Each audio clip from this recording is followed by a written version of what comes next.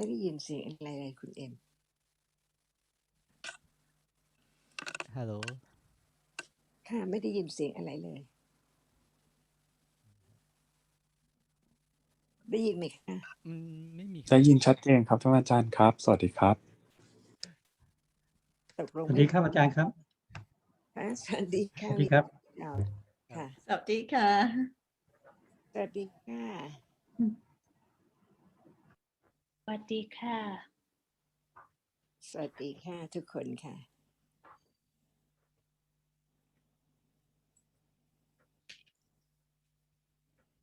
คุณสาระ Yes อาจารย์ Shall we begin Yes let's begin I'll just begin with I looked at some messages I'd written before about Sam Vega so I've got one or two quite good quotes so I just mention one or two of them.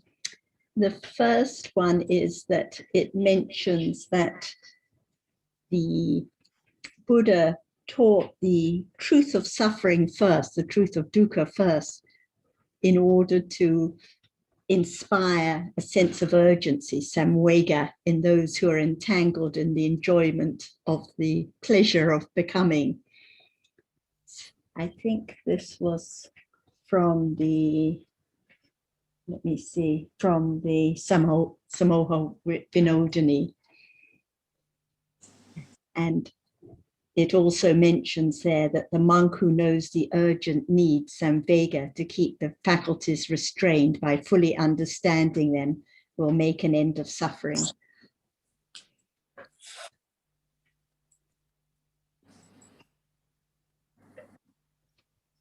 And in some other quotes, I can find them a bit later. Yes, it often mentions samvega, the development of understanding, and also mentions the four padanas in the same context. So it often mentions padana together with understanding.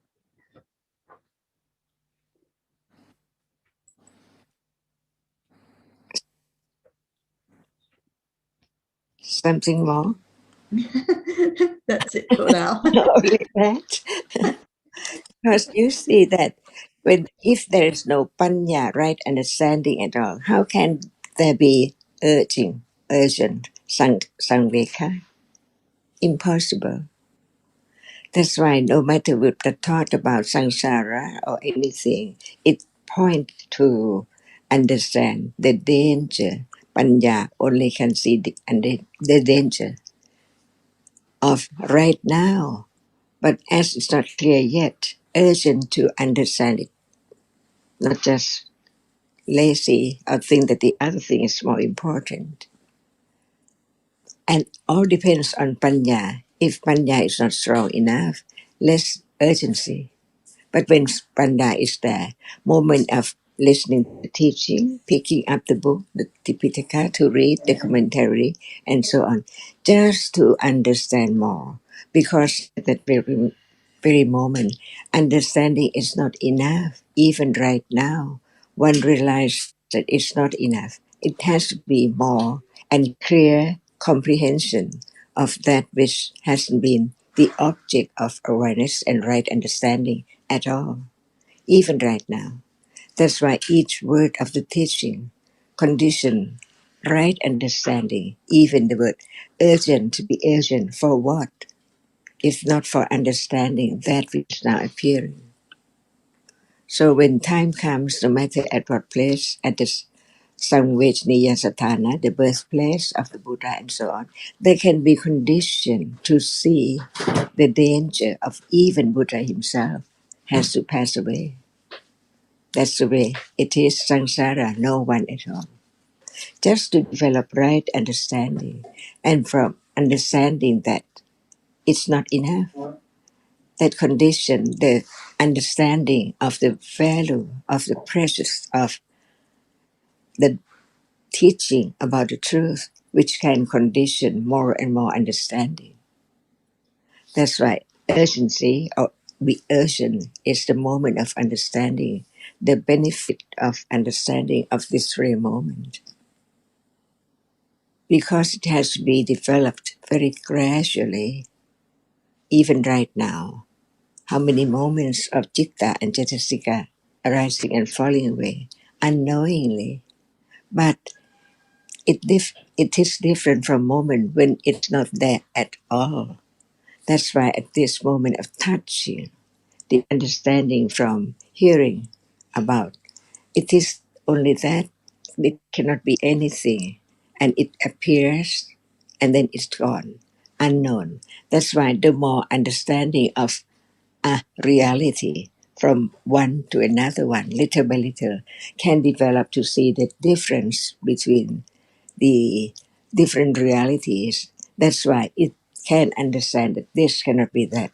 And by then, there can be a little more awareness naturally of that, to understand that actually what is the moment of awareness, just to be aware of a reality right now, but all depends on understanding how much understanding of that object is gradually developed little by little. So very natural. No one can do anything, all depends on conditions. That's why without more understanding, nothing can condition moment of understanding that which is now. Even awareness arises, it is aware of that object, but what about the understanding? It's not the word, but it's the characteristic of that appears, depending on to panya at what level, or just very, very subtle, but it can develop on and on to let go, even just what is the characteristic of awareness, but what about that moment without intellectual understanding or tira sanya of that as no one at all. So Dhamma works its way, all the way, no one there at all. Even right now, citta and cetasika arising and falling away, performing the function, phassa, vitaka, sammasankappa, or just thinking about the other thing, or adamas in a day, in a moment, in every life. That's why it's hidden when there's no understanding of the truth. It appears as something all the time, but the teachings of the Buddha, the enlightenment, reveals the truth of what is there, little by little, and right understanding can understand that the moment without direct awareness is just having the idea of that which is there now. That's why to really study the reality is the moment when panya is there enough to have direct awareness by conditions. Without panya, it can never be cannot be the sammasati at all. It's just ordinary one, giving dana and so on. But that is moment of beginning to be aware of a reality, not mixing up with the other and appears as thing and people around it all.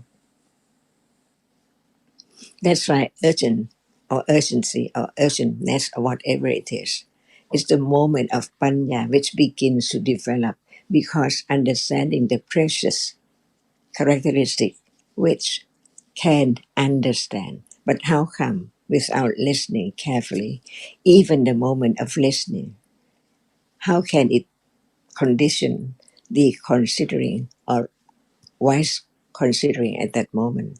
It's there in Tipitaka talking about what is there. If Vitaka think about other thing, it's impossible to understand the words which talks about the reality at that moment, answer and question directly about only that which one has to clear it up from one reality to another reality by questioning all the time. So questioning, condition, considering clearer when there is thinking about what is the truth and so on. That's why the question condition or helps someone to think about that which is questioned. Even right now, it can be one's own After hearing, they can be thinking about what is that? What is the deeper meaning of it? Is it right now? It is. But what about the understanding? No one can make it arise.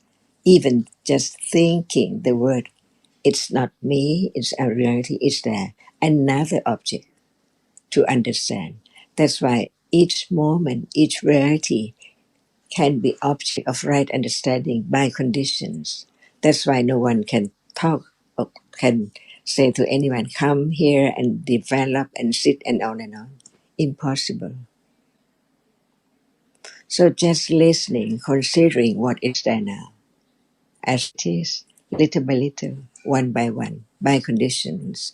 It can be just a flash, samasati, of that which is there as hardness, or it can be a moment with just like a flash to understand sound or hearing. And Panya understand clearly how much understanding of that reality is. Not as clear because it's so very short. And Panya begins to be aware, to really understand what is taught as no one and nothing of a reality, just one by one, little by little. And this is the only way, the only path leading to understanding what is there now as it is, just a characteristic of a reality can be studied.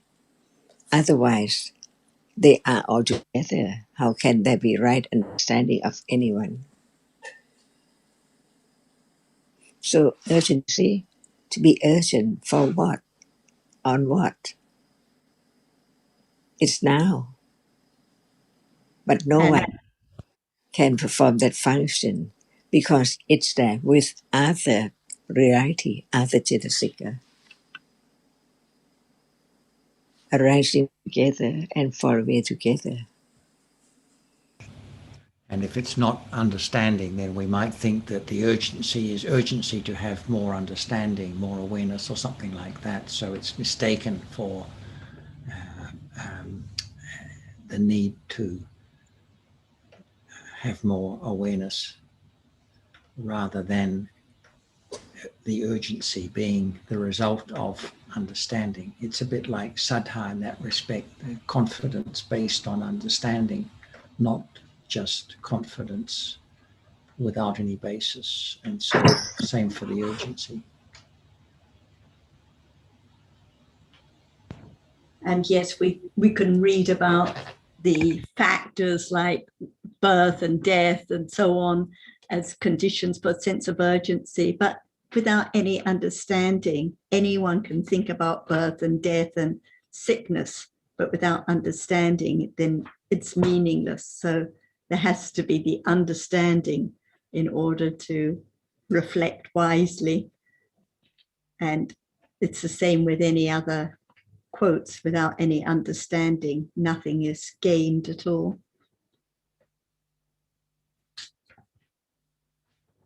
So when there's clear and more understanding of reality, as one is reading about any word in Tipitaka or in commentary, the understanding is there. They cannot be changed. Like from now on, we understand no matter what urgency is in this book or that book, or whatever context it is.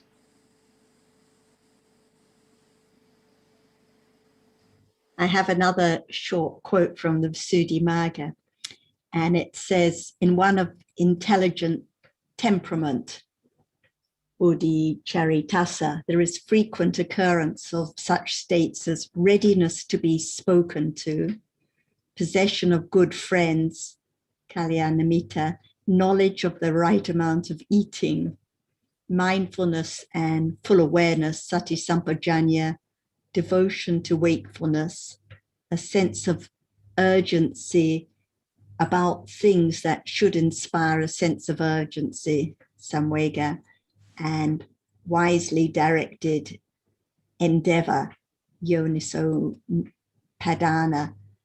So again, these are when there is understanding develop, then it can listen more carefully without being so distracted. And there are all these factors, the sense of urgency about what there should be a sense of urgency about, and sati sampajanya and so on. So they all develop together, I think. That's why there should be the understanding clearer and clearer about just one word. From now on, there can be a little more understanding that no one can do anything. They are all different realities arising and condition the moment of understanding. When there's more understanding of the depth, the subtlety of whatever is now we are talking about, it's just here and now.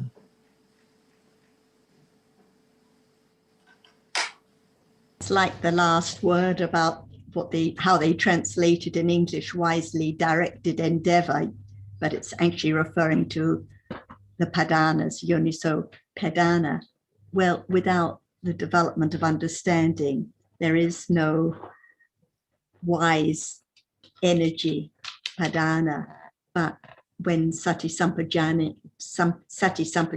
develop, when there's more understanding about reality now, the right effort is there instantly at that moment. It is yoniso padana developing with it, but without any understanding, there's always the idea of someone doing something.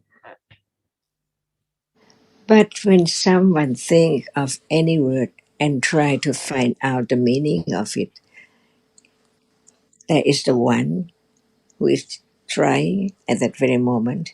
But as soon as there is hearing about any word, the Panya realizes that it is just the explanation leading to understand that which is now here. So we don't just want to try to understand more of the depth of the word here and there, how it's translated, what is in Pali grammar and so on. But that word represent a reality right now, lead to understand what is there. So the point is that not to understand the word, but to understand the reality. Otherwise, we can talk more about any word, but what about the understanding of that which the word represents or talk about? For example, manasikara, we understand yoniso manasikara, what is the meaning of it, and ayoniso manasikara, what is it? But what about here and now? It's there. So what is the characteristics of that which is not self, different from other reality which is not self? So each one is different, but as long as it's the moment, it's not the moment of sati sampajanya or satipatthana, nothing can appear as it is at all. And even right now, reality is there. At any moment, hardness is there, seeing is there, but no understanding of the truth that we understand from word, that they are not self, they cannot be taken for anything, but what is its characteristic, which hasn't been known clearly yet. Just talk about that which experience, but the reality which experiences is there to be known as not self. That's why each word condition moment of considering, reflecting wisely, and on until it can experience that which appears with understanding and with direct awareness, because it does not go astray to other reality or it is not taken away by story and so on. But it's the moment of beginning to study the characteristic which experiences until it appears as it experiences there. No one there at all. That's why when we understand what Buddha said, one word, it can lead to understand what that word talk about now, the reality which should be known or studied more to let go wrong understanding. Because if there's not enough understanding of the truth of it, it cannot be conditioned for letting go. absolutely at all. It's just the idea only about that. That's why when the reality is talking by different manners, like manasikara, what it is it not vitaka? And why does one just want to know that? Because it's the story of that which is not seen yet, but it's there all the time. That's why learning to understand what is there, beginning to understand it, that cannot be taken for anything. For example, seeing, it cannot be known as a reality. It cannot be taken for hearing or anything. This is the beginning, so very, very rough in the beginning. But the truth is more than that. To understand better and better, clearer and clearer about the reality, not just only the word.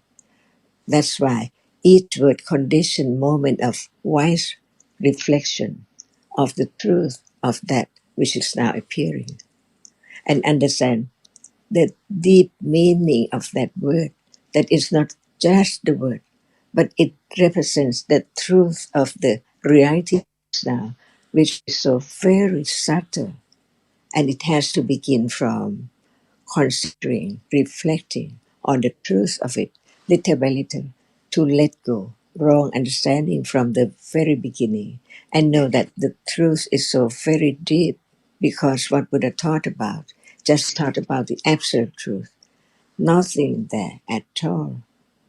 When nothing arises, but when something is there, it means that that reality has a reason. By condition, who knows that now it arises and falls away.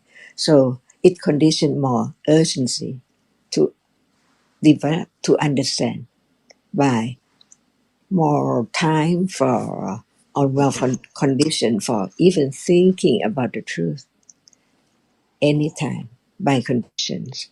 And it is so very, very skillful, because it is so familiar with the characteristic of each reality as it is, from understanding that it's different. For example, now, can passa be the object, or that which sees is the object? That's why not all realities that Buddha taught can be known in daily life. That's why one does not try to find out that which does not appear to understand it. But what about that which is now appearing? If there is no urgency to develop the understanding, just pass by, no intention, no attention at all, no awareness at all. It has to be just like that. That's why each word of the Buddha is the condition for the urgency to life is so short.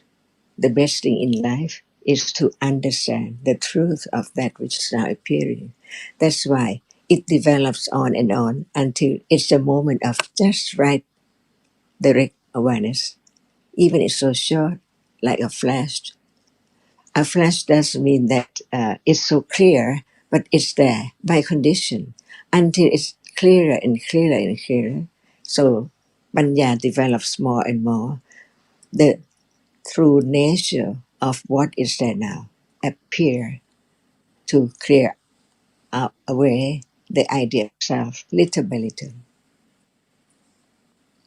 So, Achan, it would seem then that the idea of going to a meditation retreat and having more meditation time and all that actually shows that there's no sense of urgency. No understanding of even the word Dhamma or Dhammas are anatta, but that is not anatta. No understanding at all. So why do that? What for? To understand what? No way to have such understanding from doing such at all. What about the word of the teachings of the Buddha? All Dhammas are there. There must be Vedana, Sanya, Sankhara, and Vijnana, unknown. Taking it for I will go, I will develop, I will concentrate. That's why when one says that the meditation center destroy the teachings of the Buddha. What for? What is the purpose of saying that? To have the other understand the teachings of the Buddha, not destroy his teaching.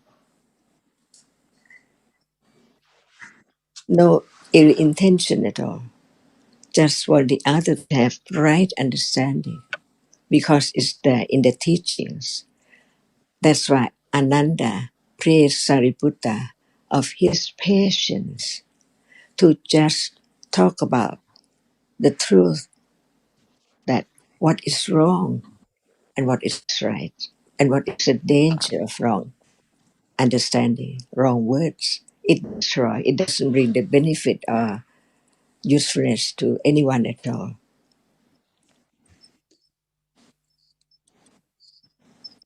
If we don't talk about the teachings of the Buddha, who can understand that? It's not sati, it's no understanding. Just take the word anatta, but try to do something. And what is the object?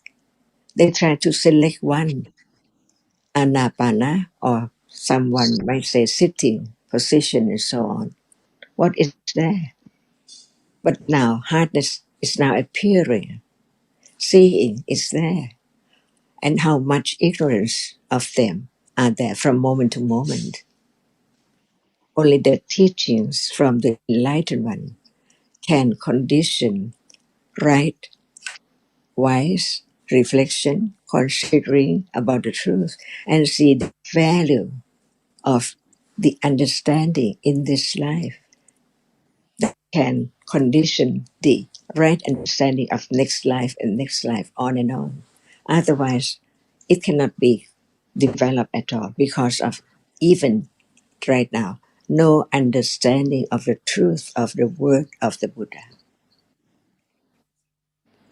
It's now and here, seeing no matter where. Why do we have to go somewhere?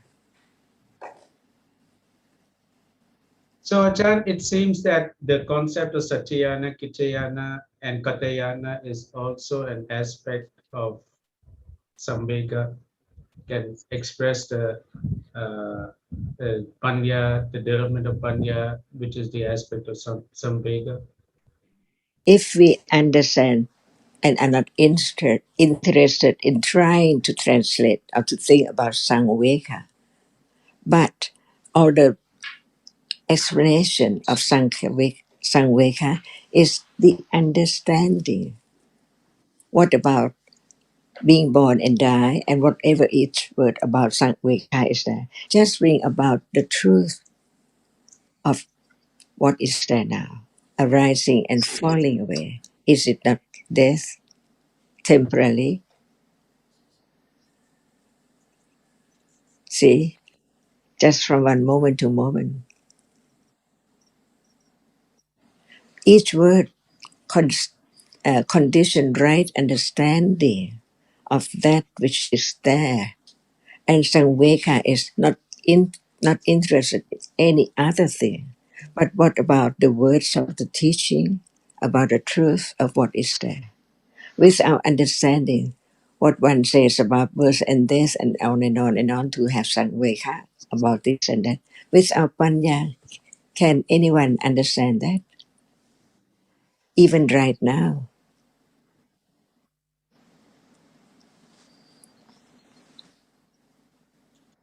Ika Marana.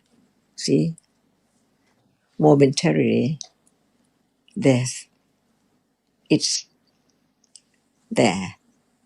When it's gone, never to arise again. But the karma keep on condition the bhavanka to be this person until the end of that karma, which conditioned the birth of this life. That's all. No one at all.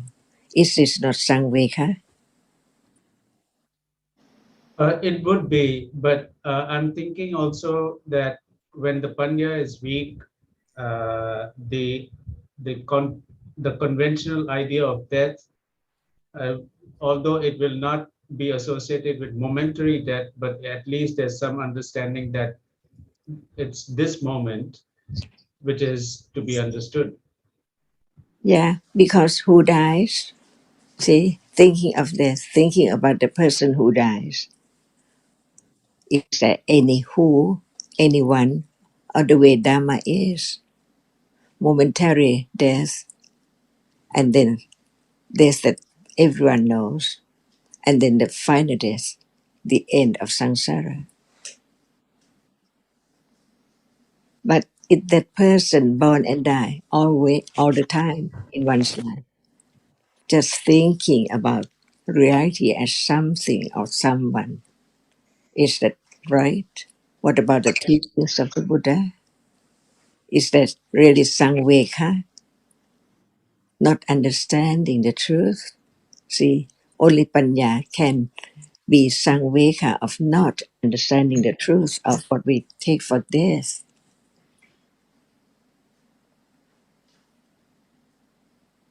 The supposing death only. What about the momentary death and final death of arahata? And without this understanding, can it bring samveka of what we read in the book in different manners, aspects?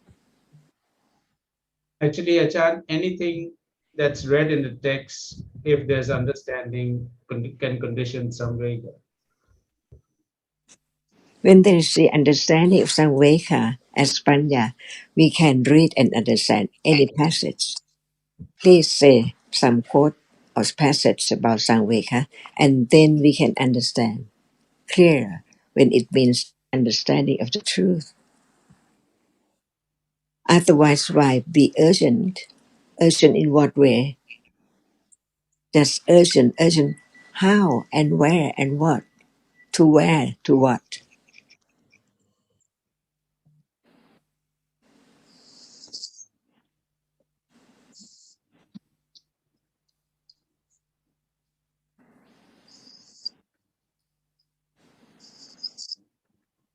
From now on, coming across any word about urgent with understanding, there can be the understanding of the purpose of talking about even birth and death.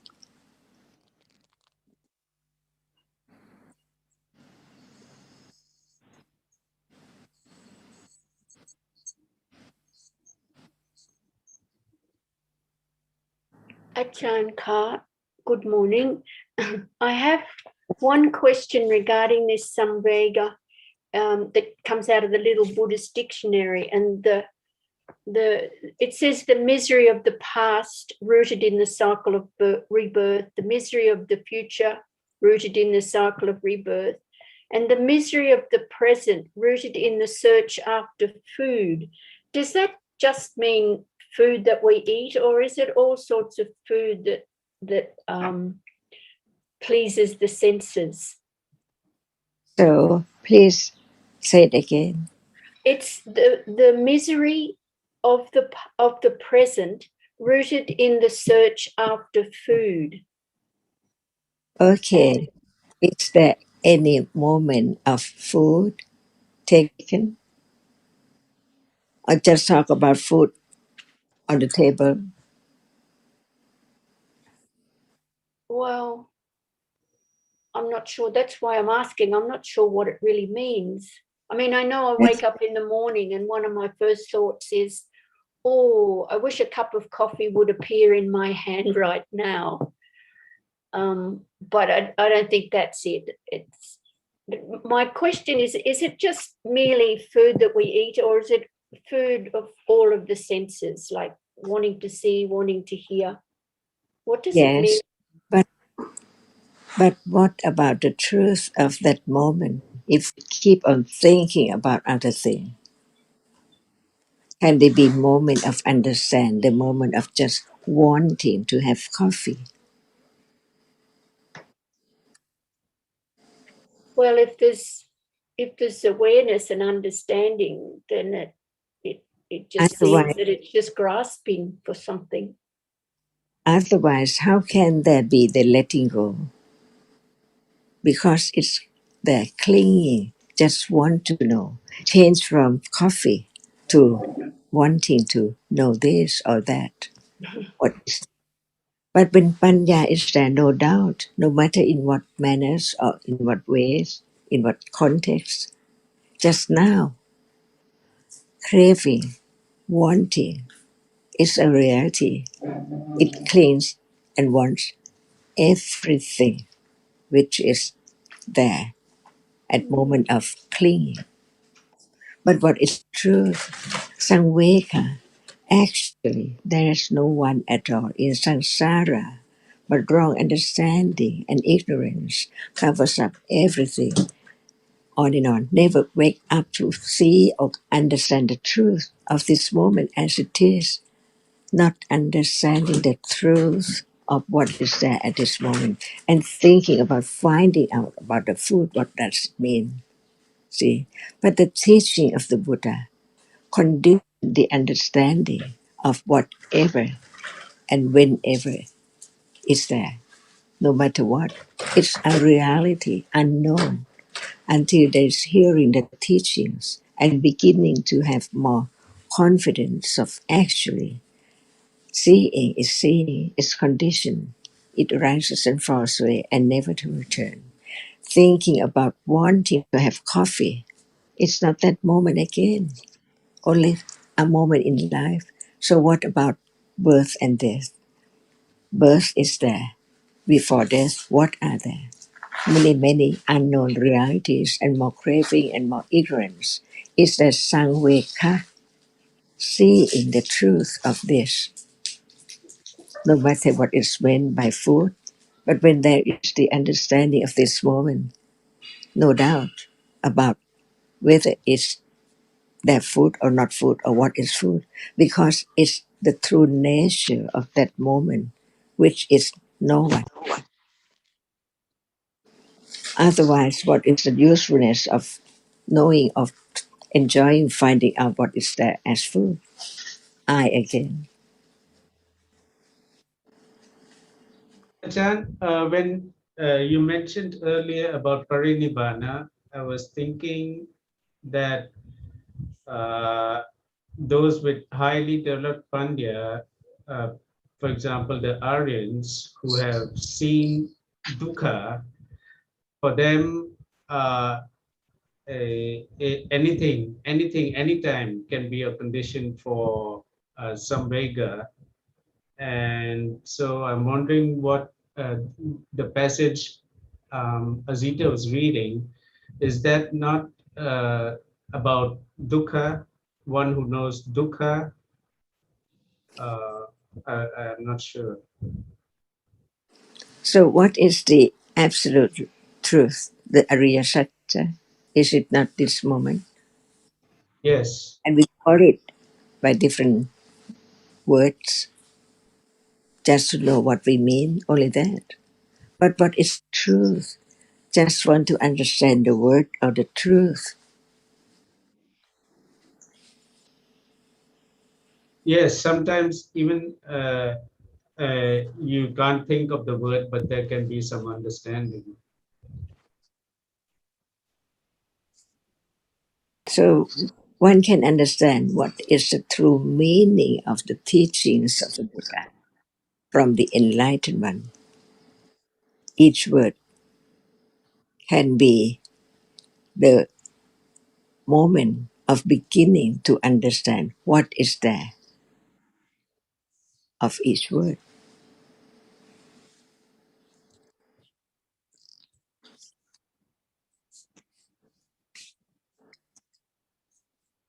But Lopa is there all the time until Panya can find it. Otherwise, I cannot be letting go of it at all because it's still unknown.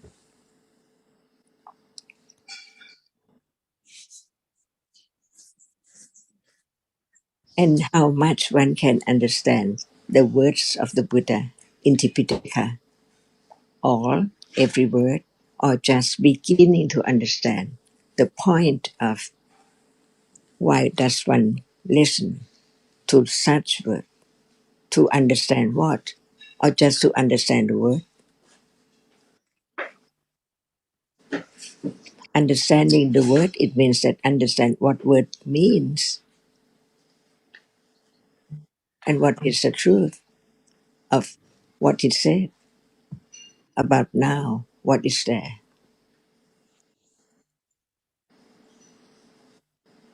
That's why as much what that one can understand the words of the teaching of the Buddha, depending on the accumulation. That's why people are different. So shall we have more and more urgent to find out the meaning of the word, or to understand that even one word is not clearly understood as it is yet? For example, seeing right now. That's why he thought about how it is there. Conditioned by what? How many conditions are there? Just to have the idea of the truth that actually it cannot be taken for self. And this is the beginning of seeing the value of understanding each reality from moment to moment when it appears only. But when it does not appear, and we think so much about that which does not appear, what about the understanding of that which is now appearing? Never developed.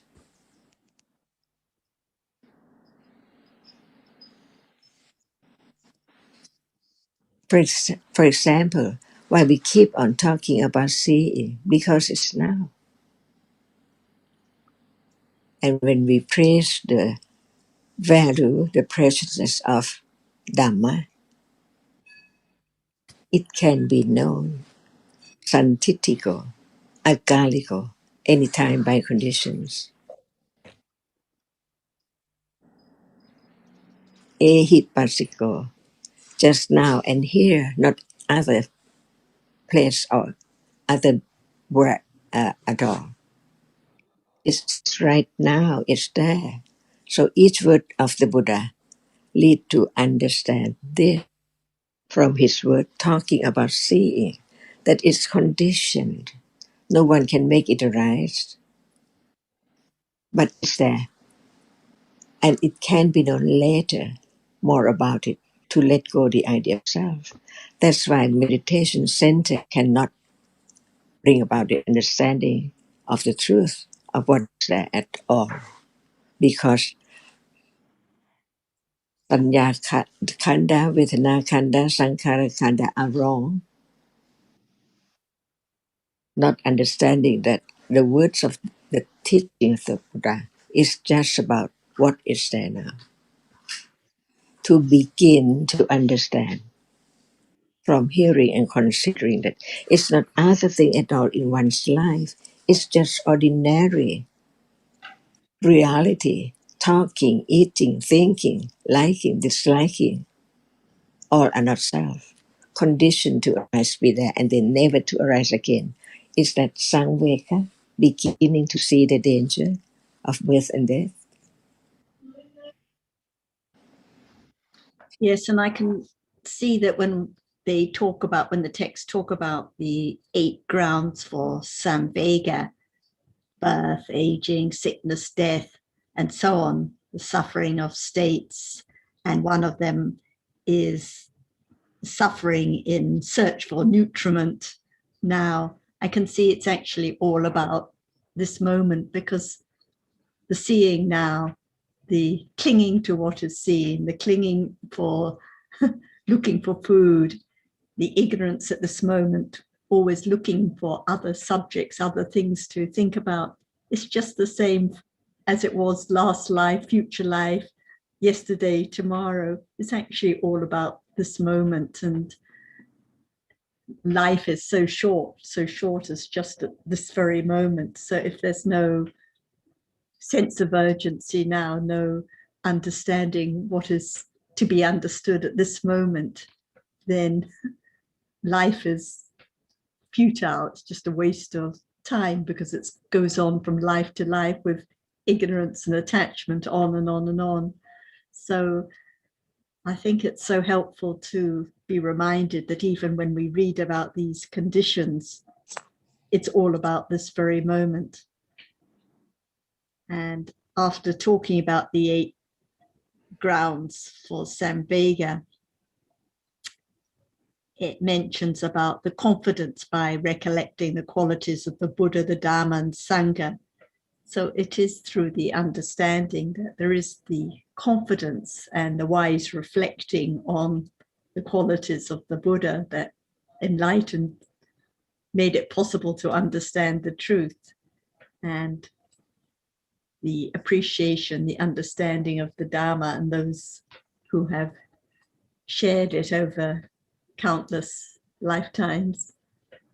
So it has to be back to this moment. So as you say, when one reads these texts, if it's not the understanding of seeing now or what appears now, then it's just words and terms and definitions, but of no value at all.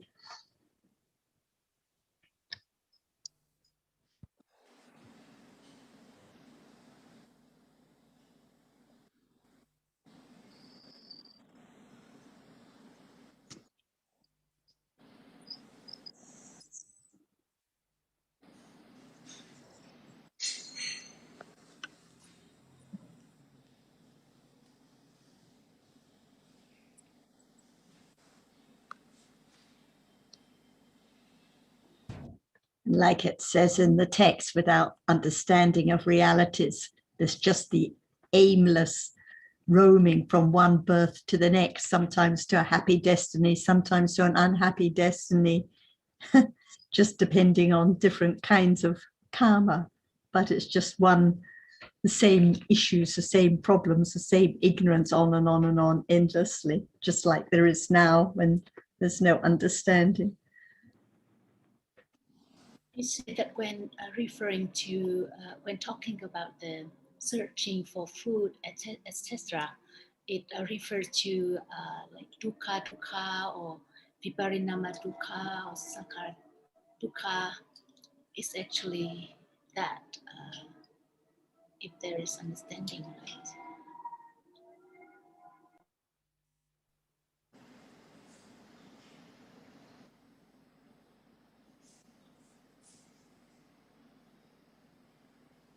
And I think the meaning is also that if there's no understanding, there's only searching aimlessly. Right. No matter what it's for, no matter it's for any kind of food or nutriment, or whether it's for more understanding, or whether it's for more pleasure of any kind. It's just endless loba.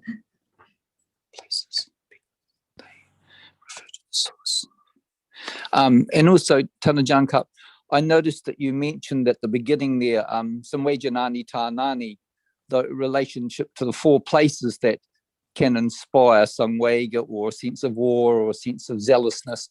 As you said, it doesn't really matter so much the word that we use, it's the understanding. But those places, those tanani that you mentioned, are a reminder to us of the source of the wisdom that enables understanding to grow. And this is what we should remember. It's not actually, as we know, the place itself, but what that place represents ultimately.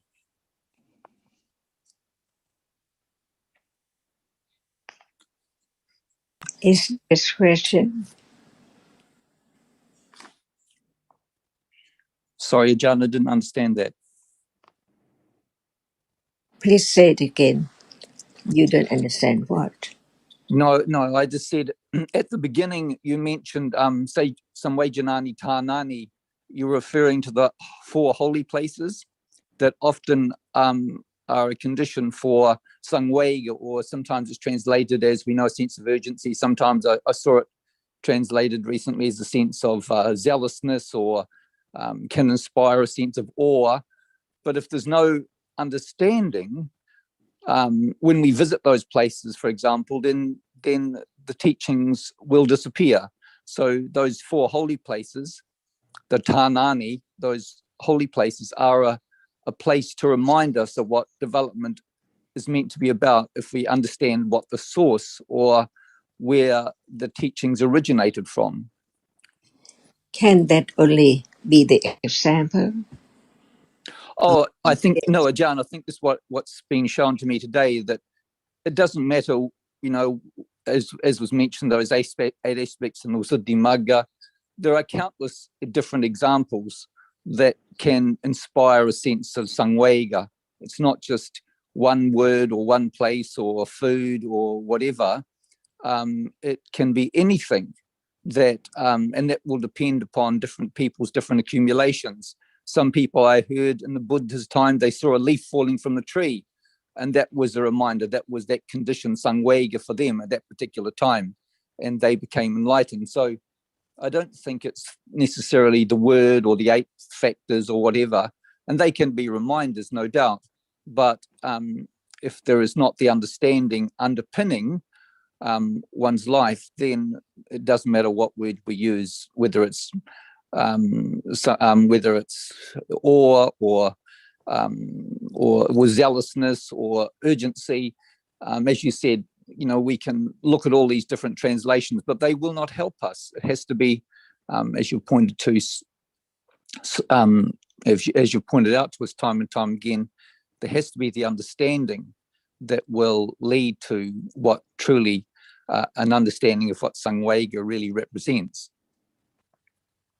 That's why when Panya is there, it can understand anything. And understand that what is said is just only one part, not the moment in samsara every moment, because it's impossible to talk about even right now what are that is different from just a moment ago, different citta and different cittas. But when Panya is there, it can understand that what is Sangveka, it can be thinking about anything and understand that as it's so Sangveka, it's gone completely. See, Panya only can understand that is Sangveka, not the object for desire at all. It's only that which gone, no one at all. That's why what are there in Tipitaka is only some part of the whole universe. Panya is there anywhere, anytime, of any object at any moment.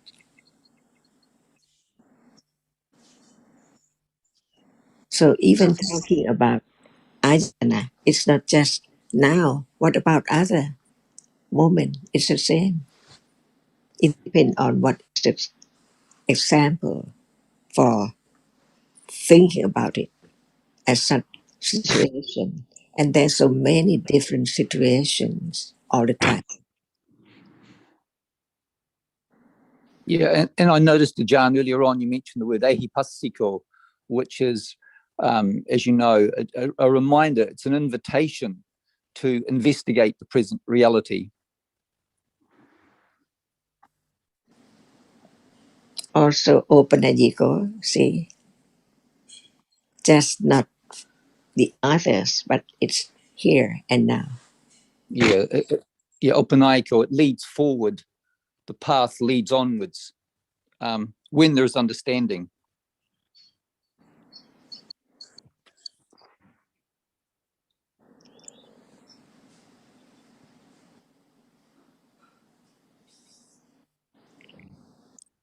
That's why each word of the Buddha should be object of understanding whilst reflecting on the truth of it.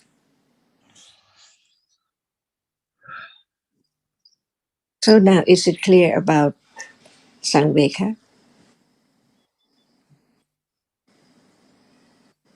Well, I don't know if we can say it's totally clear, Ajahn, but I always appreciate your insights and your clarity in helping us to get a better understanding of what those words truly represent, because I think it's been spoken about today that it's just a word ultimately, like any other word, and in itself it's almost meaningless, because it can mean anything and you can attach anything to it with your own ignorance. You can attach to, like it's been spoken to, about going to a certain place with urgency to develop understanding. Well, we know that is just, it's nonsense. But still people understand the teachings in that way. unfortunately, because in my opinion, part of the reason, well, there's all sorts of reasons, and we'll perhaps leave those for the time being, but it's not the accumulations of panya. We can perhaps point to that direction for a start, but I know I'm speaking for myself, and I know I speak for many others here, I'm sure, that we're very, very grateful for you to holding up the lamp for us to get more clarity, so we know it really is not just the word. The word can be helpful only to a point, but beyond that point, unless there is understanding, we will have much misunderstanding. That's why it's so, what can we say, wholesome. Among all wholesomeness, right understanding is the best. Yeah, that's absolutely true, Ajahn. There's no question about that. And it's so easy to forget and overlook, and now because of our ignorance and our desire to have more understanding, and we know that that can't be pushed. There has to be the right soil in place at the beginning, and unless that right soil is there, it's hopeless. It will be hopeless. So, I know. Look, I'm so grateful we can listen so regularly to you these days, Ajahn, and I really appreciate that. And I know we all do. The time that you invest with us, it's very, very precious to us all. Many thanks. That's why we begin, or we understand more about wise considering, see, or any moment of understanding.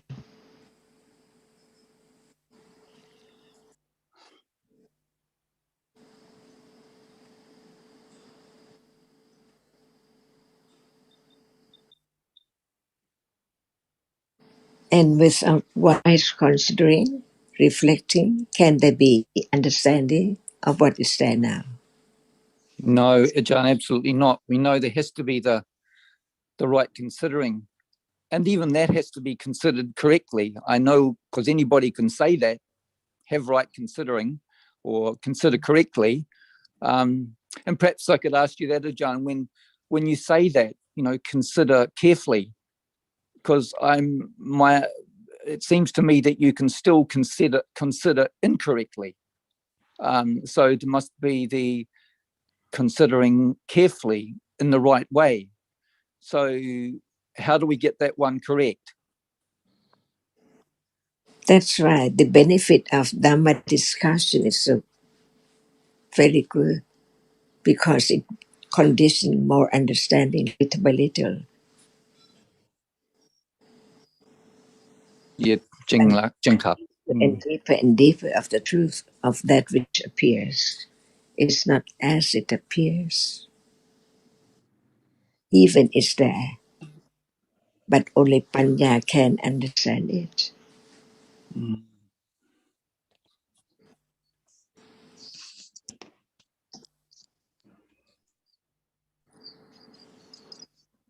Sundara, right considering would be only with Pandya, and the Pandya which knows that what's to be understood is this moment, what appears.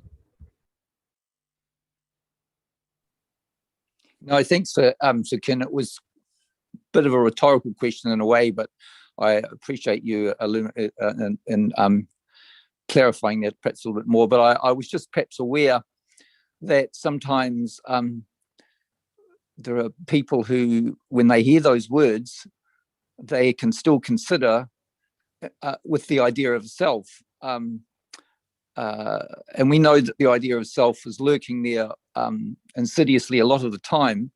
But I'm just aware of the potential traps sometimes that others, can make or can fall into. And I think what Tanajan said, so that's why we need to listen again and again and again to to clarify in our own mind what the path really is, because unless there's that ongoing careful consideration, then we can go wrong very easily. Yeah. But I appreciate. Yeah, the self so easily comes in. Even the hearing about considering then it's so easy for the self who is trying to consider, who wants to consider. That's right. And I think Tanajan said that's why we need to listen again and again and again, so that there is less inclination or less conditions for that kind of wrong considering, which can so easily happen.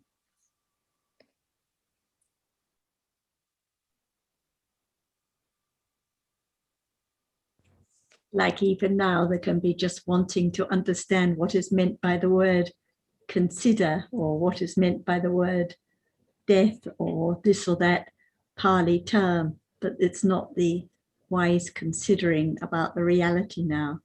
Like we might say, oh, life is short and death is coming, or read about the 8 conditions, birth and death and so on. But if it's not the considering about reality now, no matter what word is used or not used, it's not the careful considering. Yes, so the considering has to occur naturally, not be a deliberate kind of thing that one does because one thinks that it's a necessary part of the development of the path. And I like the term reflecting because it has more of a connotation of occurring unconsciously, as we say in conventional speech. Although it doesn't matter what word one uses, but the great benefit of the live discussion is that it conditions that kind of reflecting both at the time and later, without one having to, as it were, encourage the considering to happen.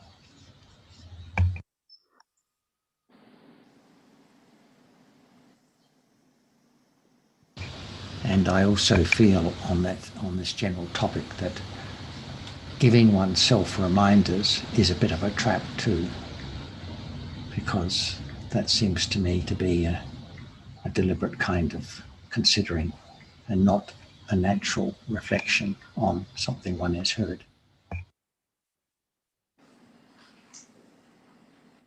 And John, it sounds like at that moment it's forgetting that there is no self, just Dhamma, and it's already there. And that it's just for a moment. The listening, the wise reflecting, the considering is just for a moment and then gone. When there's thinking about the coffee or checking the weather outside the window or lost in other stories, no matter we're in a Dhamma discussion, it's not the considering, the reflecting. So it's just for a moment and then gone by conditions, no matter we're here or not here. So it's not a matter of how long one is in the Dhamma discussion or how many times one attends or how often this or that. It's the moment of reflecting wisely with panya only and then gone. Yes, it can be very intermittent To occasionally. understand the difference between considering and reflecting.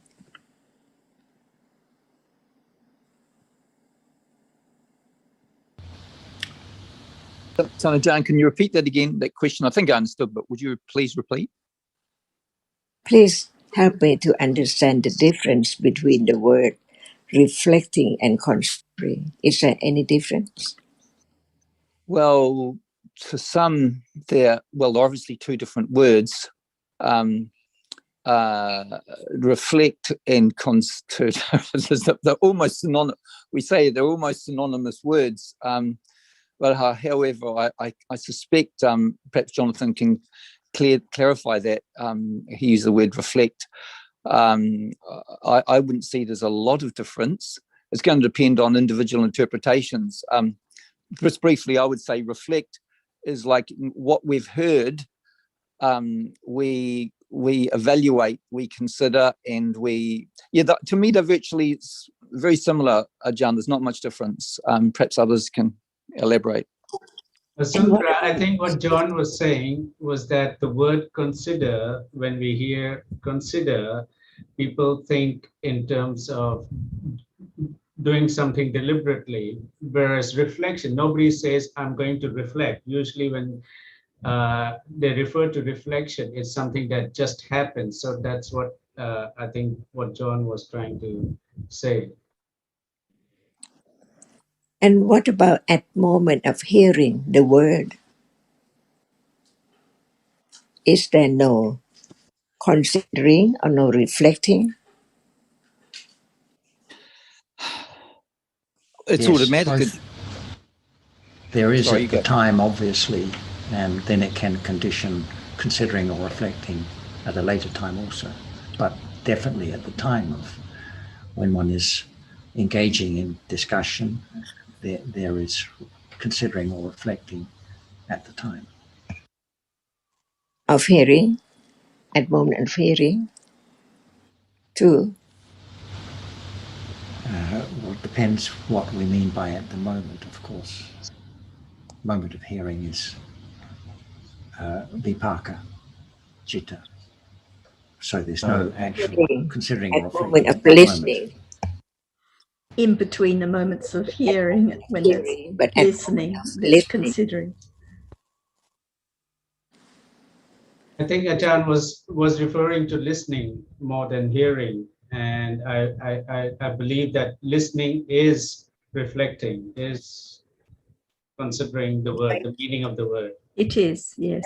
Different from the moments of actual hearing when there's must be considering or reflecting at those moments all the time, no matter what the topic is. That's right now. At moment of we are talking about, is it reflecting or considering about what is heard very, very quickly? Otherwise, they can be thinking about other things, not of that which is heard. Yes, well, I think there can be both actually, because there can be different streams of thinking going on. So obviously there is thinking about or reflecting upon the words one is that are being heard and listened to, and there can also At be. that moment, too. Sorry, Ajahn? At that very moment of where we are talking right now, too. Yes. Right now. That's why I think that the word doesn't matter at all, as long as it can bring about the understanding what is there. Without that, there cannot be understanding of what is heard at all. But when we talk more precisely, what Cetasika is there, see? Not just only the term of those moments, but what about the Cetasika, and what about the Citta, and what about the function? See, unknown. But the moment of understanding, no matter what word we use, it can condition moment of listen carefully, and remember the word which is heard, only that at that very moment, not thinking or remembering other things, but only remember the word, the meaning of that. So there can be what we say, the understanding from that moment, that listen carefully. And I think in the suttas it talks about listening with eager ears, and that implies, I think, a level of understanding that one appreciates very much the value of hearing about the nature of the reality of the present moment. That's why when there are enough conditions, anyone can become sotapanna while listening, or after listening, or later on after that. So it's a reality which, no matter what word we use, it conditions the understanding because of not forgetting the meaning of it. Not just remembering the sound, but the meaning of that which is heard. That's right, Ajahn. And just recently, I wasn't there at the time, but I listened afterwards. You asked about the word upa, because I think it was Azita was asking about the upakilesa, and you're asking about the word upakilesa, but I was listening to it afterwards, and the word upa means, like in the case of upasaka, it's the same word that means come up towards and listen. Literally, that's what upasaka means, one who comes up close to and listens. That's where we get the words Upanishads from. The old Indian tradition was to always go up close to and listen to the teacher. It's not just a coming up close to, but it's a coming up close to and listening and reflecting, or and just going back to the difference between those one. It seems to me that if there is a difference, and it's not so important, I realize the difference between considering and reflecting, as I said, is that reflecting to me is deeper than considering, if there's any difference at all. And then, of course, people have got subjective interpretations on those, but I would say it's reflection it goes deeper. It considers more carefully about what has been said, not so much at that time, but other times also, when you're drawing together other aspects of the teachings, drawing on other aspects of your own understanding and what you've heard before in other situations. So I think that reflection goes deeper than just to consider, but they're both, quite close, it seems to me. And what about that very moment of listening right now? Is there sanya of the meaning of the word? Otherwise, can there be understanding without sanya of only that very moment? True, Ajahn. It has to be, yeah. And I appreciate the reminder. There has to be sanya there. It's a good reminder again of the nature of reality, the nature of not self, that these understandings we have, one of the chaitasiks, it has to be involved is sanya, and that can remind us, of course, about the anatta-ness of samsara, the anatta-ness of this present moment. And just to clarify, I wasn't suggesting that considering should be replaced by reflection. I was just making a general comment for general on the subject. Oh no, I didn't interpret it that way, John, at all. I just I thought Ajahn asked a good question, and I was trying to figure out perhaps why you would use them, but it really, I think, as I said, they virtually seem to me synonymous in some respects, but upon later reflection, I think it seemed to me that for me, reflection goes a little bit deeper. But anyway, it's as Ajahn would point out, it's not so important in some respects. And understanding is always the most important thing. That's why no matter what word is used, it depends on understanding, right? In different language, even in one's own language, there are many words is used for just a single reality. So the understanding is the most important thing. If we try to fix on the word, it cannot condition understanding of what is meant at moment of hearing, listening to truth. If the sanya remembers other things at that moment, there cannot be understanding of the meaning of that word at all. That's why even while listening, the sanya has to remember or mark at that very moment of such object, not the object. And what would we say? It depends on one's own understanding. If one understands this word clearly, we can use this word. If one understands this, we can use other words. But the same is understanding. From what? From what is there at moment of hearing and listening. Otherwise, there cannot be the understanding of that word at all. No. So no matter what we call it, the characteristic is there. I think that we cannot use every word that Buddha said, because sometimes we use just one word as we think, as we can understand or we can remember it. But the reality, that moment has to be what Buddha taught to understand it. Yeah, John, I appreciated this morning when I think it was Kun Su Kin made a point and you said that people don't even understand the word Dhamma, let alone Sangwega or many other words that we use.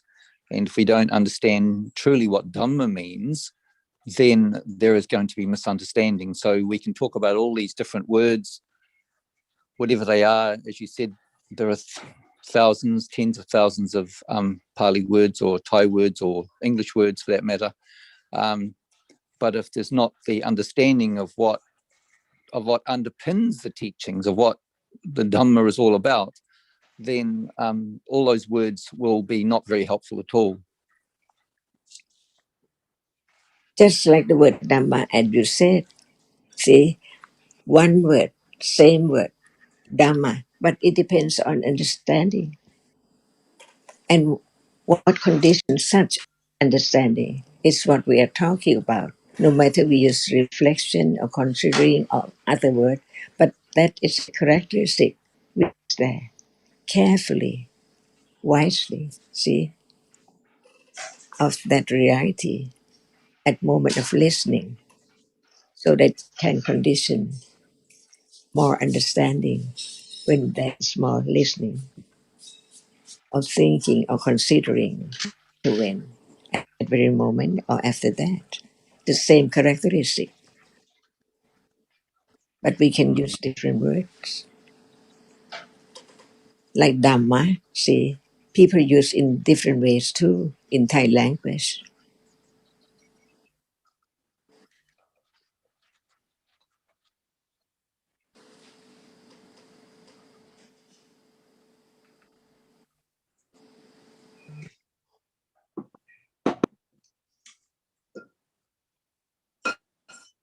Even Sangveka, see, some may have different idea about it by translation, about by such word.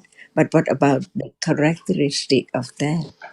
If it's not known, we misunderstanding the teach of the Buddha. Absolutely, Ajahn, that will always happen. And of course, I think these different words will be used in different contexts, in different situations, and they will have slightly different flavors to them. But ultimately, they will be referring to the reality that appears. And if that's forgotten, then there's so easily lead to misunderstanding. I was looking at a verse in the Dhammapada just recently, and it uses the word. I was trying to find examples in the teachings in the Tipitaka of where the word Sangwega is used. It's used many, many, many times in different contexts. Sometimes the noun Sangwega is used. Sometimes the past participle Samwigga is used. Sometimes they use all sorts of other words. But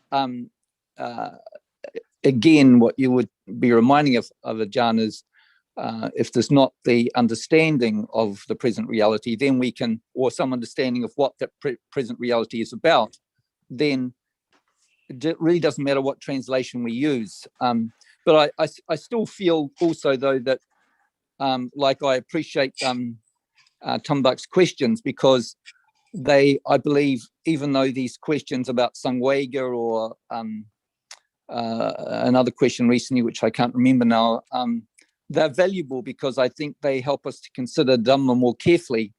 And in that respect, these questions I think are helpful, because it's important to consider Dhamma from different directions and different ways, bearing in mind what the truth of the Dhamma is about. That's why we need the teachings of the Buddha from his enlightenment.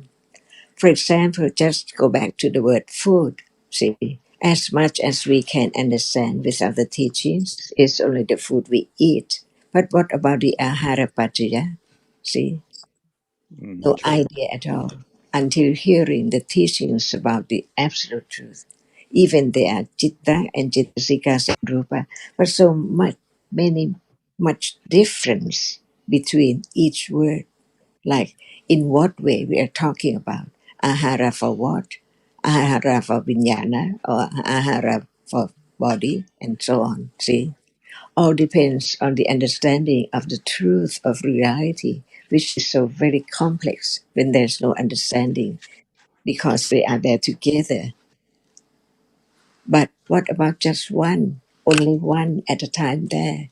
In order to understand it, what are there? As not we think, take it for the whole, but actually each different one is different. That's why no one there at all to understand the truth. That without such understanding, it's impossible to letting go the idea of self at all. Impossible. So it depends on panya, which understand the meaning of the reality, not just the word, because the word just represent the truth, depending on how much there is an understanding of such word. In English, in Thai, I can understand Dhamma in Thai better than I can speak English. Mm. But it depends on understanding, no matter it's quite funny broken English, but it's all right when it can be understood of the truth. And Well, the just child, on, and the child, what's important, more important is that your you say your English is not good, but you have done a lot for so many people with your broken English. That's right. Just not the word, but the understanding. See, what is the reality which condition understanding is what we are talking about. No matter we use the word reflecting, considering, and other word, but it's there a reality which is very necessary at moment of listening to understand the meaning of the word.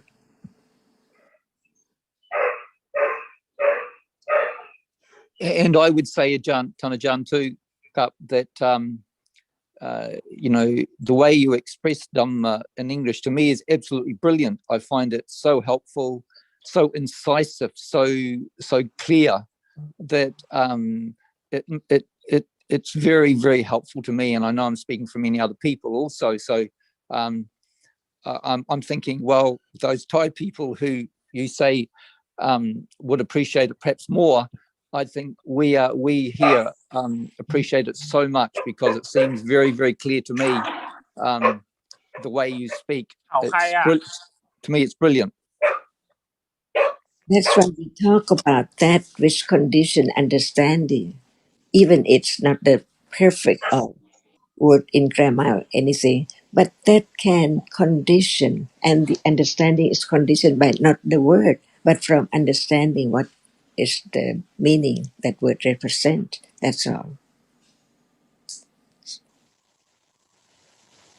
Different realities, see, so many realities are there at that very moment, and we use different words to try to help the other to understand the words of the Buddha.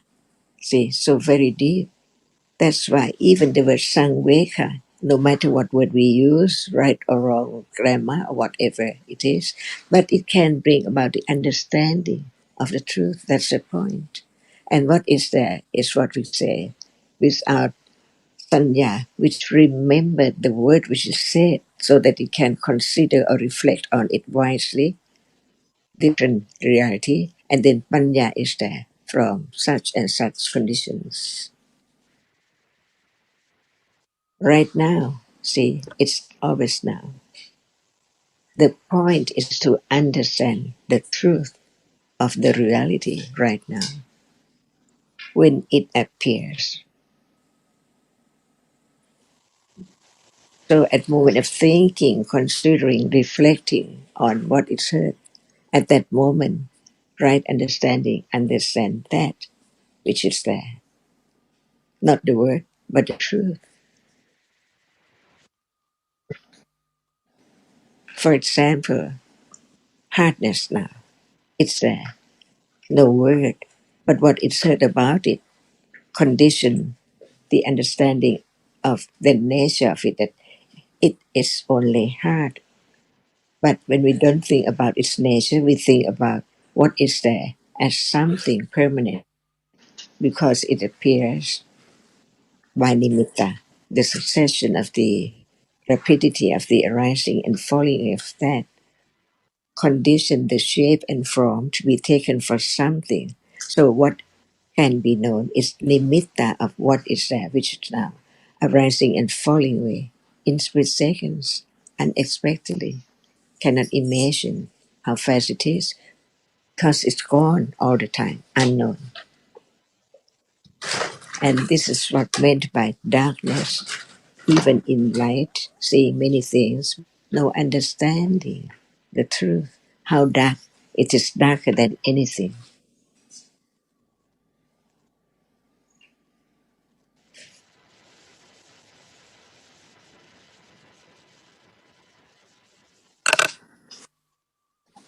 So listen and then consider or reflecting wisely on that which is heard.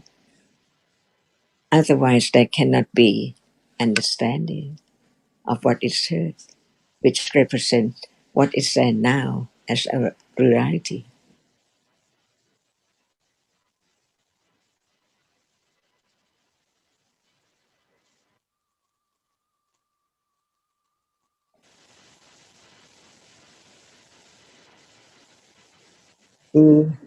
This moment, or that very moment, can be known as how much understanding of it.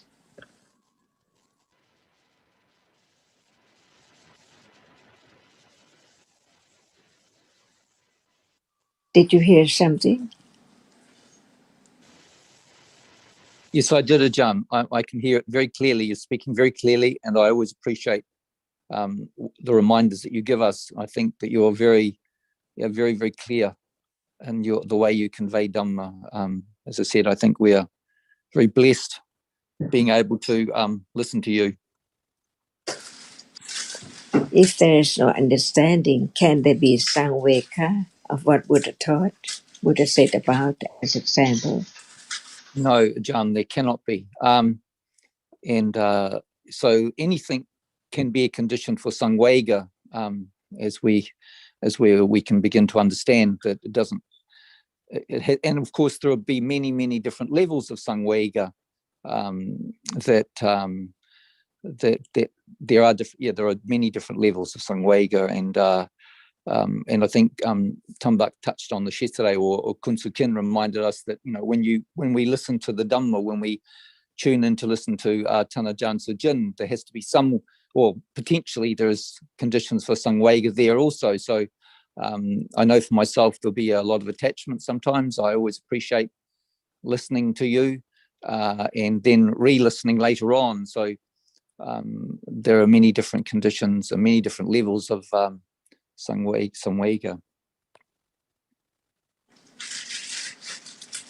Only that which is conditioned to rise and fall away, because even we are now understand what samveka means, but different thinking by condition, see, of each moment.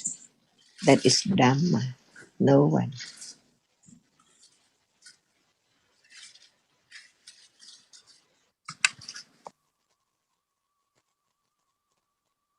And that understanding or wise reflection can be conditioned anytime. Like you say, it doesn't matter about no matter the accent or the pronunciation or the grammar, or if we're reading a translation which isn't a good translation, but still just one or two words can be a reminder, or can be just one's own reflection or understanding at this moment, no rule at all. Who knows at the next moment what will be conditioned for understanding and samvega unexpectedly. It can be outside the discussion when we're having breakfast or going for a walk or doing the washing or cleaning the house, anytime by conditions when there's the understanding has been accumulated. Otherwise, if we think that it is more this time or that time, it's not understanding reality that's conditioned right now, no matter the circumstances. And it seems to me, Tanajan, that samvega in piety are quite close. What would you say to that, Tanajan?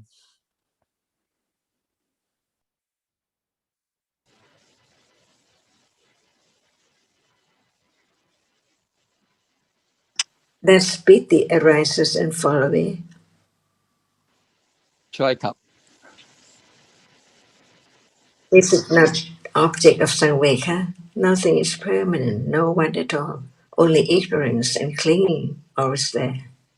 Samvega, not having right understanding, only ignorance in one's life. And only Panya can have such characteristics, samvega, seeing the useless. See, why, what for, just arise to be object of attachment and then gone. What is left is attachment with ignorance, on and on. At moment of understanding, this is the no samvega of the uselessness of life, just arise and falls away from birth to death and no more. Such experience, but new experience, on and on and on, non-stop. If there's no understanding of this truth, can there be samvega?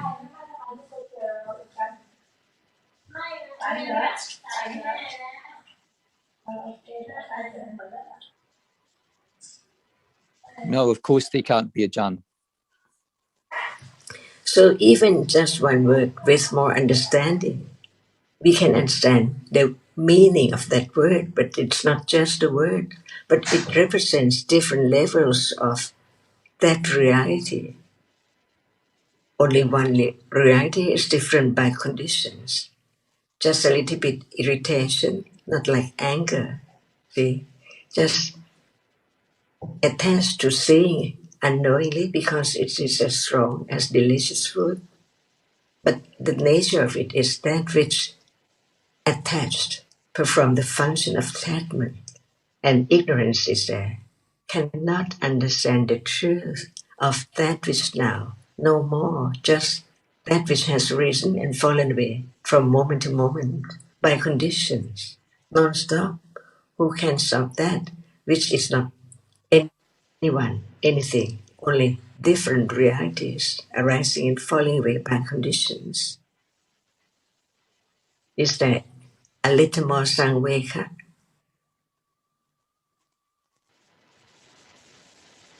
There can be, Ajahn.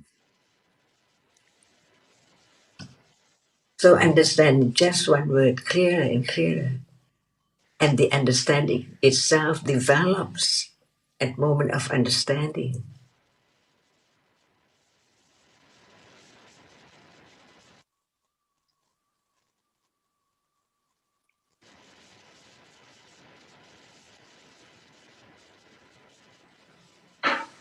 Achan, I have something that's a change of subject. It's I was reading this morning from the Salayatana Samyutta, and it's the Buddha speaking to the bhikkhus, and he says, it would be better, bhikkhus, for the eye faculty to be lacerated by a red-hot iron pin, burning, blazing, and glowing, than for one to grasp the sign through the features in a form cognizable by the eye. And when I read that, I visualized having a red hot iron in my eye. So rather than attachment to the eye, it was like horror. But what is the Buddha really meaning here? Like, it's a very descriptive piece of information to have that stuck in the eye than to grasp the sign through the features in a form cognizable by the eye, like visible object. Can you talk on that, please?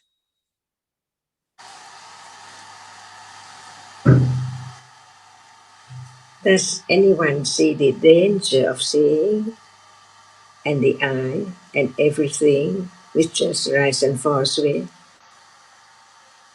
No, only those that are with well-developed panya. So I'm taking it's just a metaphorical comment, but it made me shudder when I read it.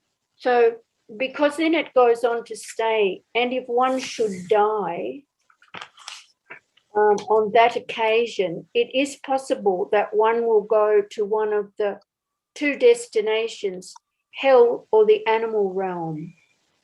So presumably, you know, it's that clinging to a visible object in that last jhana process before Jutijita.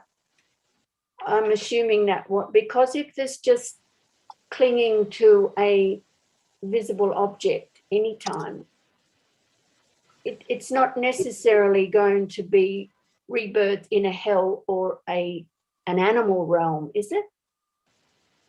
If I may say something there, Tanajanka, sometimes these suttas are contextual, and he may have been reminding some bhikkhus whose behavior had not been, shall we say, not particularly smart or very good at times, that if they're leading that life as a bhikkhu, he may have been warning them, saying things to them that they need to be careful about what they're doing. He wouldn't do it directly, but I feel that the commentary may illuminate why he spoke so graphically to the bhikkhus on that particular occasion. I suspect there is good reason, and there always would be, as we know. Whatever the Buddha said was timely, was said with good heart to help the bhikkhus. So I think it's always important. I'm not saying you're not doing that, Zita, but I think as it is such a graphic reminder, there it needs to be looked at more closely. That you know, because of something that's gone on previously. Like there are many times, you know, that we don't know the backstory to the actual until we look at this the commentary, and then that'll illuminate what's really going on in that particular situation. But sometimes when we just read it at face value, that may not be so clear to us. But in any case, it's pointing to how whatever arises falls away instantly, and there's clinging continually to the nimitta anupyanjana, the signs and details, like Ajahn just mentioned about piti. It seems so wonderful, but instantly there's clinging to it, clinging to the joy, no matter it's kusala or akusala joy of that Dhamma, which falls away immediately, not understanding the danger of life in samsara and the urgency, the samvega in understanding at this moment, because when there's just clinging on and on, it conditions all kinds of rebirths, including rebirth in hell realms and animal realms, as well as, if there are kusala citas before birth, heavenly realms. But in any case, whatever kind of life it is, whatever reality, it's so dangerous because it's the object of clinging instantly and it's gone immediately. And this is how life is from moment to moment, life to life. So it'd be better rather than clinging to those signs and details, for there to be no eye, no visible object that's seen at all, nothing to cling to. So I think it's just pointing to this moment. It's a bit like the simile of fire on one's head or what have you. Like Sundra said, the particular simile is because of the person, the bhikkhus who were spoken to, but still it's a reminder for everyone about the danger at this moment of instantly clinging to the signs and details, no matter right now we're in a Dhamma discussion or any other time, seeing and then clinging to that which is so dangerous, like a red hot iron, living in this dangerous world, clinging to the dangers all the time. Yeah, the footnote does go on to one grasps the sign through the features, Anubhyanjano, Namitagaho. Anubhyanjana, Yeah, yes. the hands are beautiful, so too the feet, etc., etc. And then it goes on. These two grasps are found even in a single jhana process, not to speak of different jhana processes. So at that point, it was like one single jhana process is so unbelievably quick. Then there's all these trillions of other jhana processes that build up the story of the nimitta. And yeah, I could quite understand, I think, what was meant. And when I thought, without hearing the Buddha's words, we never know how much grasping is accumulated on and on and on. And I think that's why the shock of the red hot iron being poked in the eye is rather a good reminder, because when you think of the results of collecting or grasping and accumulating, the results are far worse in the end because of the numerous births that we have to go through. So, yeah, thank you.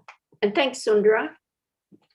And Zita, I think you can also see it this way, that one jhavana, rather than being attachment, why not panya? Yes, indeed. Why not? Yeah. Because the asavas come in so quickly, even in the idol process, completely, that clinging, completely unknown. Well, that was going to be another question. If if there's a visible object viewed by the citta, so then there's the idol process. So in that jhana process, that very jhana process, there can be attachment to that visible object, can't there? Instantly, there and then. And then afterwards to the signs, the details, the features. Okay, well, give me a red hot poker any day. Thank you.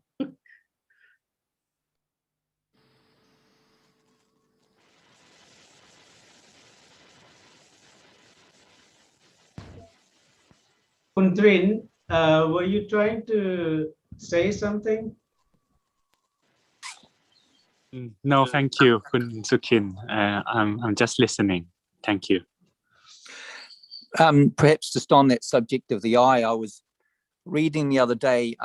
It's a only very brief Pali phrase, but it goes Chakumko Magandia, Rupa Ramam, Rupa Ratam, Rupa Samuditam. So the Buddha is saying that no matter the object, he's saying, well, literally it translates as the eyes Magandia, they enjoy pleasant objects, they take delight in and are happy with. But the Buddha does not say they're pleasant objects. The eye just delights in whatever it sees. And as we know that when we're born in lower worlds, there is still attachment, that first moment.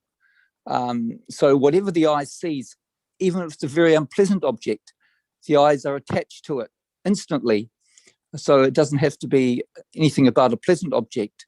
The eyes are naturally, we naturally go towards seeing and have attachment, no matter how unpleasant the object is.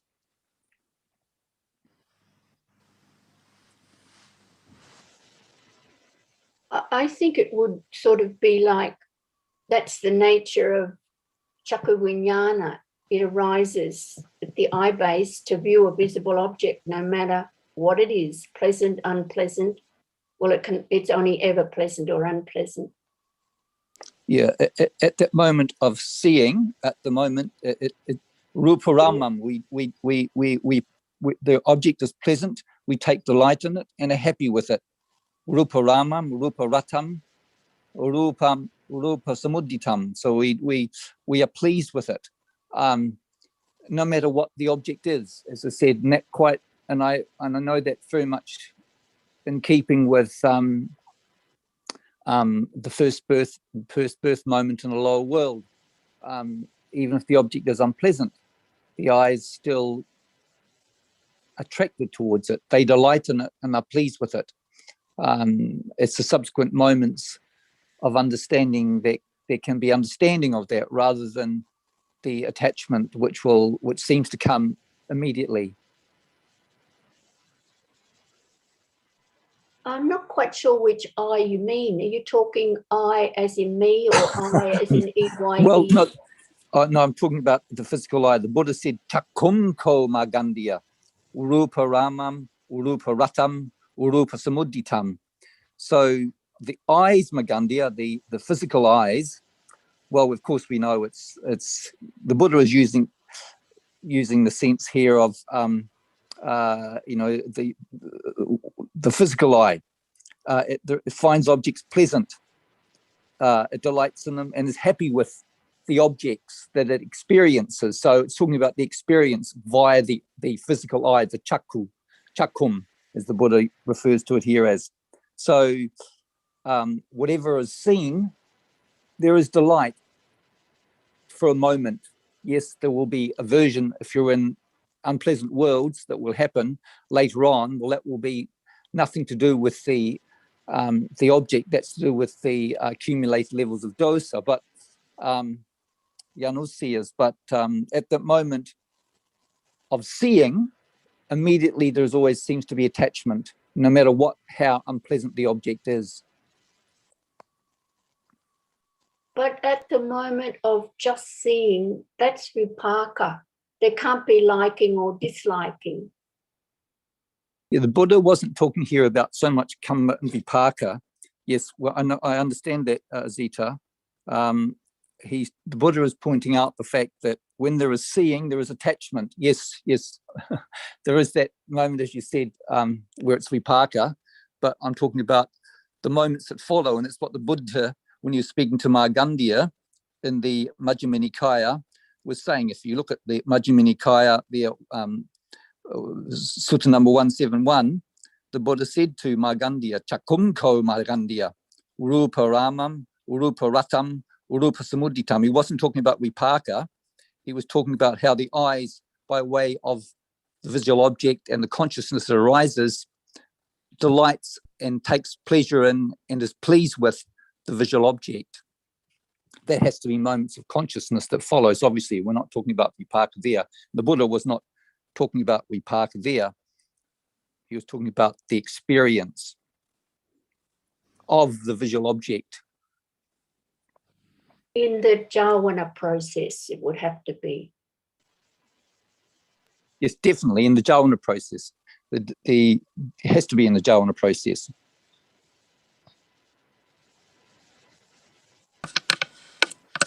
Does anyone would like to understand the object which is there, or understanding the truth of it? The object is there known, everyone sees, and what is seen is only the nimitta of the reality which arises and falls away. At moment of just that which impinges on the eye base and it conditions just a moment of seeing, it's different from what it appears now, because the rapidity of the succession of the arising and falling away unknown. And what can be known is only the nimitta. See, this is the words of the Buddha, the nimitta of rupa. It means that not just one very tiny or very short moment, very subtle reality, which is there and gone, impossible, by way of the vara, jakuta vara, that which the rupa, which says only 17 moments of citta. That's on how fast it is. So that can be known, or only the nimitta of that can be known right now. Whatever appears as the nimitta of the very, very rapidly of the succession in a moment. What we call a moment, what are there in a moment? Many moments of the arising and falling away. of that which is there. A moment now, see, we think it's a moment of seeing, close one's eyes, opens one's eye, a moment of seeing again. But what is there, a moment? It must be shorter than that, by way of the truth that whatever arises falls away instantly. So we are talking about what? That can be known only. The nimitta of citta, cetasika, rupa. Even the feeling right now, only such, so very subtle by way of the vara. It's there for how long? See, different from the sensor process and the mindar process. And who can now separate the sensor process and the mindar process at moment of seeing? That's why, what is the question about attachment to what?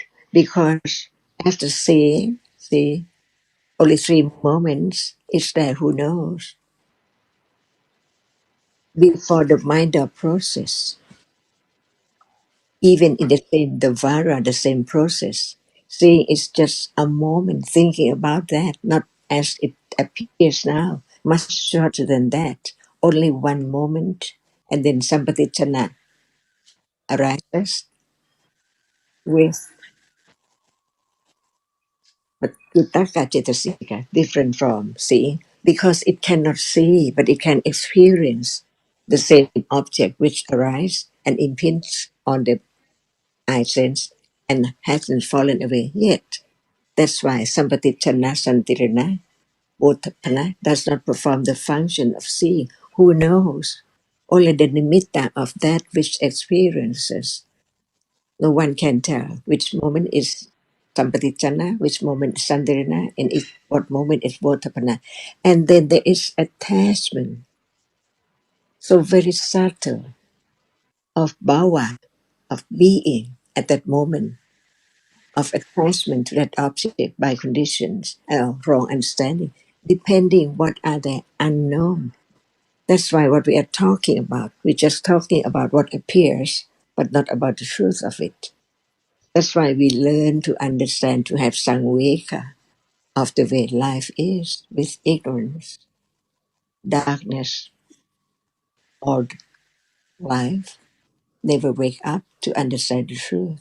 No samveka of what is seen and what is that which is seen at all. That's why what are we talking about should be clearly studied to understand it, as it's not self. So what we are talking about, just one reality at a time,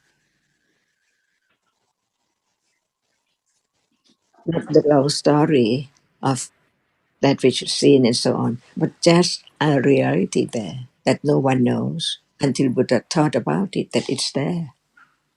And what can be known is only that which appears, no matter how many realities are there. But the one which doesn't appear cannot be understood.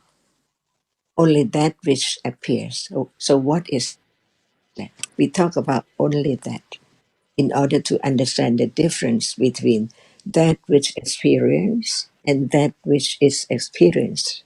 As the truth is that no one is there, nothing is there at all. So, what we are talking about now, just one, in order to understand it better. Not the long story, because without all this reality arising and falling away in split seconds, how there can be any story? So, the absolute, the truth of each moment should be considered or reflected on the truth of it, little by little.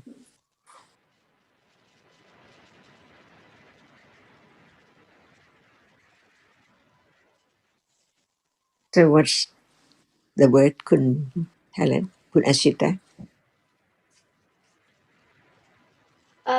Well, I was talking about the jitta that arises to see, and within that same process, there's either kusala or akusala arising, like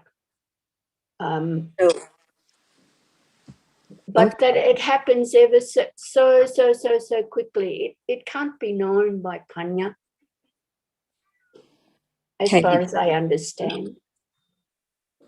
It cannot be directly known, but can it be understood as it is, as it's not the reality which experiences? Well, yes, because Yes, it can be understood. It can't be known, but it can be understood. There is understanding it. These are realities. This is kind of what they do. They arise and fall away. And what about that which is seen now? It's there, as we are talking about, right?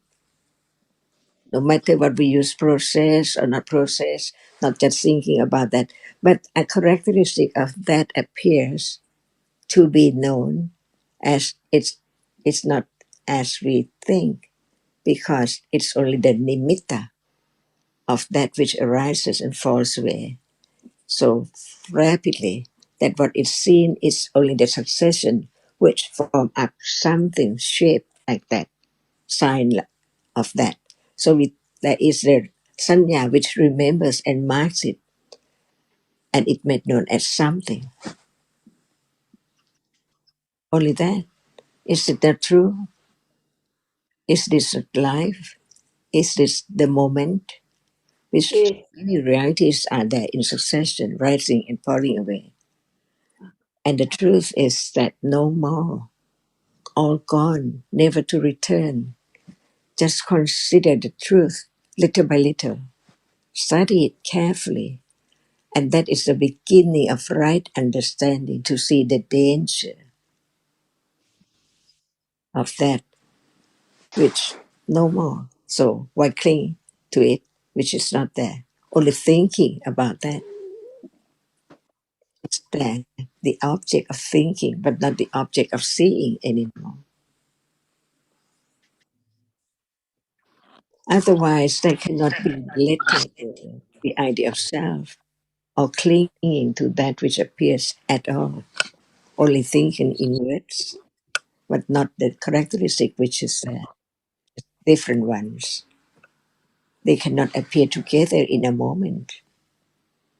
How fast it is, the arising and falling away of the truth right now, unknown, until the enlightenment of the Buddha.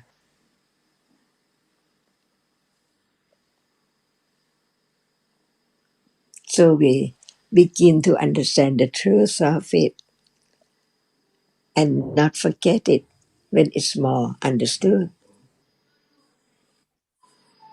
More moments of thinking of the truth can condition a little more and more moment of considering, reflecting on it. More reflecting. I think reflecting is a good word. More reflecting on what we hear, what is heard, what has been heard.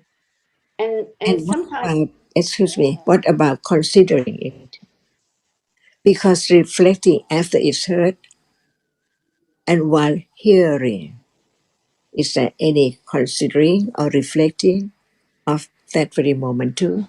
Otherwise, how can be at the moment of reflecting or considering? yes, I understand what you're saying, Ajahn. Yes, considering while listening, because if does not understand, some understanding arise when listening, then it's just a matter of listening, and it's just listening. So yes, considering while listening. Yes.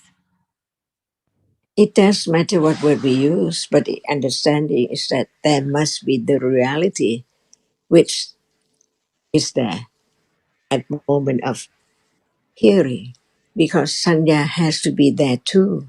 Just remember that which appears, not other object, other thought about the other thing at all. So it needs that very moment to condition the understanding of what is heard. And later on, from that moment of understanding. It can condition at the moment of considering, reflecting on it, but with understanding from that which is heard at that very moment of listening. And in an idle process, after the vipaka citas and the next citta, there can be kusala citas, akusala citas, or for the arahat, kiriya citas. But usually, what is there? Usually there is the asava with attachment of one kind or other, or ignorance, just ignorance, not knowing anything at all, followed by countless mind or moments of clinging and delighting in what has been seen and heard and so on, and thinking with attachment about the nimitta, the anupyanjana, the details. So it doesn't mean it has to be like that, but usually the attachment is so common. And even if there are moments of understanding, even that is dangerous because it arises and falls away and is the object of attachment again and again. So whatever arises is dangerous. Even piti now, even understanding now, any conditioned reality is dangerous.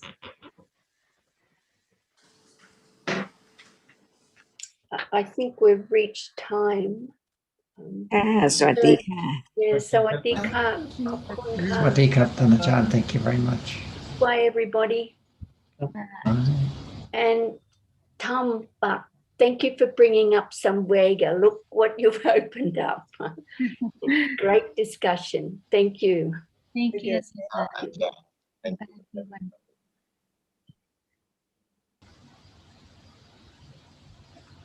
Right, breakfast time.